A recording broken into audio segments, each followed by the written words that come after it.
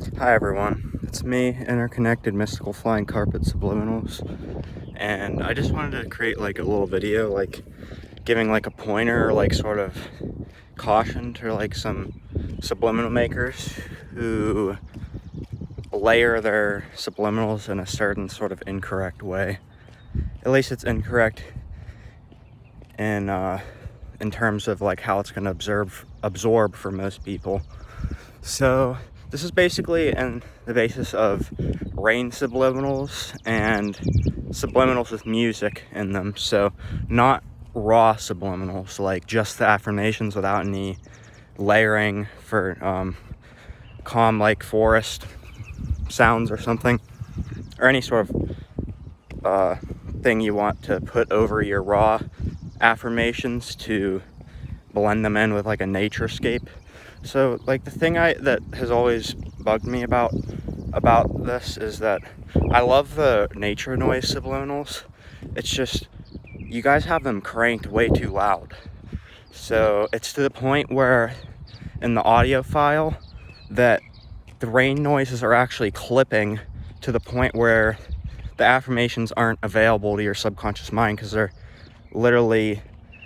I experience this when I layer white noise with subliminals. So if you layer white noise with affirmations, it can work, but one of the main problems is that, like, you know how white noise works. It's very, if you look at the sound wave, it's very dense, and when you first put it into your audio program, it's probably going to be loud.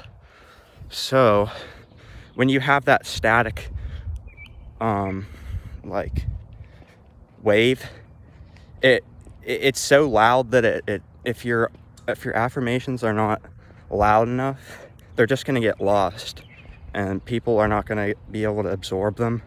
So it is true that even if you can't hear the affirmations directly, that they're still getting lodged in your mind.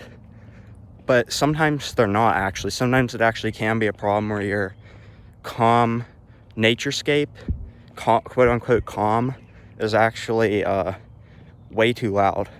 So what I'd suggest as far as like measuring how loud your naturescape should be is that I think it should be just to the point. I mean, some people have pretty advanced ways of layering subliminals to the point where you can't hear any affirmations. Sometimes that does work, but there's actually a case where it does block out the noise coming from the affirmation files. So in my opinion, the way that they get absorbed best for me is if I can hear them, but just so faintly that I can't make out the words, but I can hear the fact that a voice is like on repeat, like layering, and it sort of depends on the speed too. So if it's like normal, like sort of medium speed, like affirmations that you put into a text-to-speech software, then you're probably going to hear them over the naturescape. But if they're at like 10 times and they're like super high pitch, they're probably just going to get lost in transit, you know. So it is a genuine like thing that sort of ruins some people's otherwise good creations with like quality affirmations.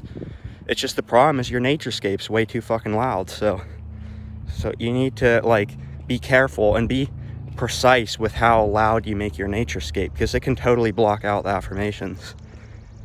And yeah, people will try to like say that this isn't true because your mind absorbs all affirmations, but that's only true if they're within a certain threshold of your hearing. Like you can hear them pretty subtly, like they'll get absorbed even if you can barely hear them, but like seriously, you're really pushing it when you do that, because it's close to being like inaudible.